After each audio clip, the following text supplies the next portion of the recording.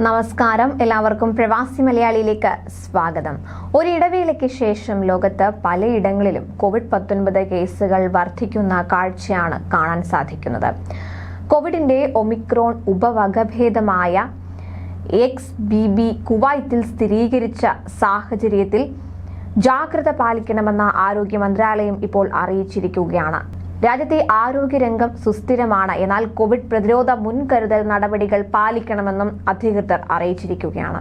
കാലം കഴിയും തോറും വൈറസുകൾക്ക് ജനിതക മാറ്റം സംഭവിക്കുന്നത് സാധാരണയാണെന്നും ഇതിൽ ആശങ്കപ്പെടാനില്ലെന്നുമാണ് അധികൃതർ ഇപ്പോൾ വ്യക്തമാക്കിയിട്ടുള്ളത്. പനി, ഗുരുതര ശ്വാസ പ്രശ്നങ്ങൾ എന്നിവയുള്ള രോഗികൾ ഇത് ശ്രദ്ധിക്കണം. സാമൂഹിക അകലം പാലിക്കുക, കൈ കഴുകുക, സാനിറ്റൈസർ ഉപയോഗിക്കുക എന്നതിൽ അലംഭാവം വരുത്തരുതെന്നും അധികൃതർ നിർദ്ദേശിച്ചു. പകർച്ചപ്പനിക്കെതിരായ സീസണൽ ഡോസും കോവിഡ് ബൂസ്റ്റർ ഡോസും പ്രായമായവർ, വിട്ടുമാറാത്ത രോഗമുള്ളവർ, രോഗപ്രതിരോധ ശേഷി കുറഞ്ഞവർ എന്നിവർ എടുക്കണമെന്നും ആരോഗ്യ മന്ത്രാലയം അഭ്യർത്ഥിച്ചിട്ടുണ്ട്. ചൈനയിലെ കോവിഡ് തരംഗത്തിന് കാരണമായ കോവിഡ് വൈറസിന്റെ ഒമിക്രോൺ BF7 വകഭേദം സ്ഥിരീകരിച്ചതിന് പിന്നാലെ രാജ്യത്തെ വിമാനത്താവളങ്ങളിൽ കോവിഡ് പരിശോധന പുനരാരംഭിച്ച് കഴിഞ്ഞിരിക്കുകയാണ്. പലയിടങ്ങളിലും പുതിയ വകഭേദമാണ് വ്യാപനത്തിന് കാരണമായിരിക്കുന്നത് എന്നതാണ് റിപ്പോർട്ടുകളിൽ പറയുന്നത്. ഇപ്പോഴിതാ പ്രതിരോധത്തിന്റെ ഭാഗമായി ഒരു പടി കൂടി മുന്നോട്ട് വെച്ചിരിക്കുകയാണ് ലോകാരോഗ്യ സംഘടന. മാസ്ക് ഉപയോഗം സംബന്ധിച്ച് ലോകാരോഗ്യ സംഘടന വീണ്ടും നിർദ്ദേശം പുറത്തിറക്കിയിരിക്കുകയാണ്. അതായത് ദീർഘദൂര വിമാനയാത്രകൾ ചെയ്യുന്നവരോട് മാസ്കുകൾ ധരിക്കാൻ അതാത് രാജ്യങ്ങൾ നിർദ്ദേശിക്കണമെന്ന് ലോകാരോഗ്യ സംഘടന വ്യക്തമാക്കി. അമേരിക്കയിൽ ഉൾപ്പെടെ പുതിയ ഒമിക്രോൺ വകഭേദങ്ങളുടെ തീവ്ര വ്യാപനത്തിന്റെ പശ്ചാത്തലത്തിലാണിത്. കോവിഡ് വ്യാപനം രൂക്ഷമായ ഇടങ്ങളിൽ ഉള്ളവരെല്ലാം ഈ നിർദ്ദേശം പാലിക്കുന്നതാണ് അഭികാമ്യമെന്ന് യൂറോപ്പിലെ ലോകാരോഗ്യ സംഘടനയുടെ സീനിയർ എമർജൻസി ഓഫീസറായ കാതറിൻ സ്മാൾവുഡ് പറഞ്ഞു.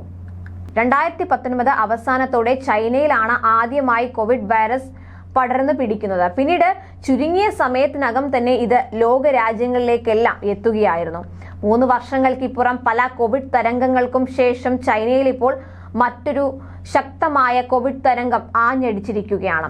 ഡിസംബറിന്റെ തുടക്കത്തിൽ തന്നെ കേസുകളിൽ വൻ വർധനവ് കണ്ടെത്തുകയും മരണനിരക്ക് ഉയരുകയും ചെയ്തുവെങ്കിലും ഇത് സംബന്ധിച്ച കണക്കുകളൊന്നും തന്നെ ചൈന പുറത്തുവിടാൻ തയ്യാറായിരുന്നില്ല.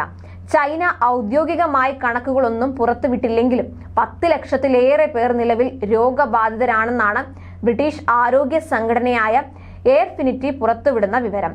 ദിവസവും 5000-ലേറെ കോവിഡ് മരണം ചൈനയിൽ ഉണ്ടാകുന്നുണ്ടെന്നാണ് ഈ സംഘടന പങ്കുവയ്ക്കുന്ന വിവരം.